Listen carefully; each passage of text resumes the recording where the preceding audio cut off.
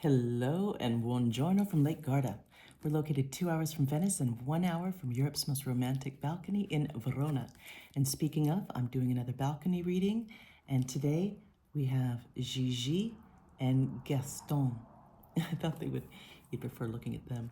So anyway, why we write, the power of words.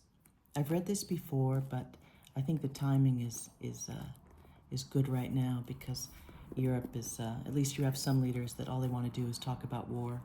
Macron, Merz, and Starmer.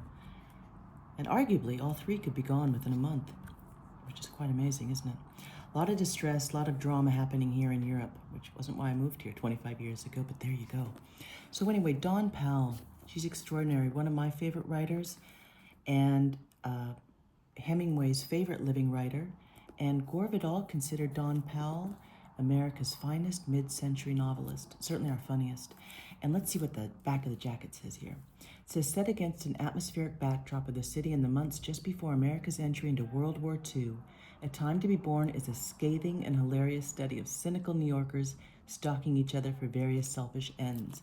And, the New York literati really gave Dawn Powell a bad time because they thought she had such a fine mind. Why waste it on writing about scoundrels and people on the make? But this was simply her style. She thought satire was people as they are. So let's get on to it. Gore Vidal said, this opening essay, this opening of her book called A Time to Be Born, probably captured the essence of that year right before the war better than any other writing. So let's go. Here it is. This was no time to cry over one broken heart. It was no time to worry about Vicky Haven or indeed any other young lady crossed for love, for now the universe, nothing less, was your problem. You woke in the morning with the weight of doom on your head. You lay with eyes shut wondering why you dreaded the day. Was it a debt? Was it a lost love? And then you remember the nightmare. It was a dream, you said, nothing but a dream, and the covers were thrown aside. The dream was over now for the day. Then, fully awake, you remembered that it was no dream. Paris was gone, London was under fire. The Atlantic was now a drop of water between the flame on one side and the waiting dynamite on the other. This was a time of waiting, of marking time till ready, of not knowing what to expect or what to want either for yourself or for the world. Private triumph or failure lost in the world's failure. The longed-for letter, the telephone ringing at last, the familiar knock at the door. Very well. But there was still something to await, something unknown, something fantastic, perhaps a stone statue from Don Giovanni marching in or the gods of the mountain.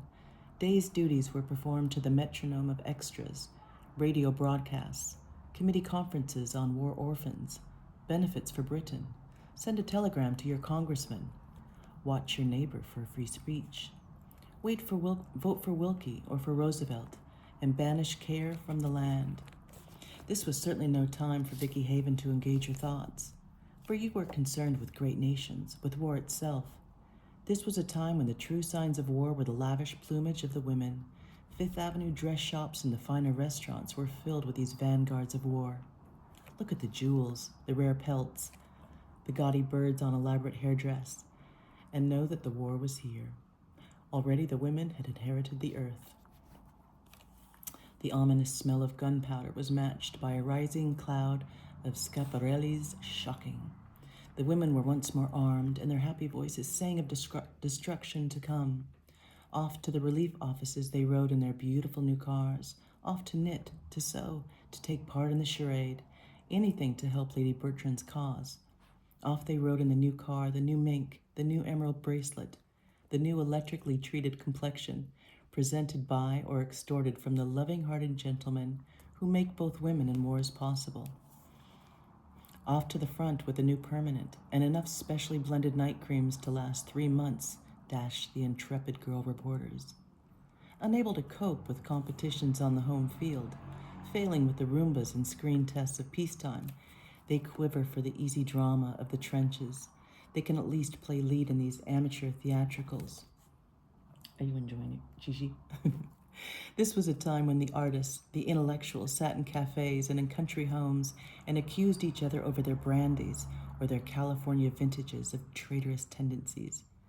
This was a time for them to band together in mutual antagonism, a time to bury the professional hatchet, if possible, in each other, a time to stare at their flower arrangements, children bathing, and privately to weep. What good is it? Who cares now? The poet, disgusted with the flight of skylarks in perfect sonnet form, declaimed the power of song against brutality and raised hollow voice in feeble proof. This was no time for beauty, for love, or private future. This was the time for ideals and quick profits on them before the world returned to reality and the drabber opportunities. What good for new sopranos to sing Vice d'arte, vice d'amore? What good for eager young students to make their bows? There was no future. Everyone waited, marked time, waited. For what?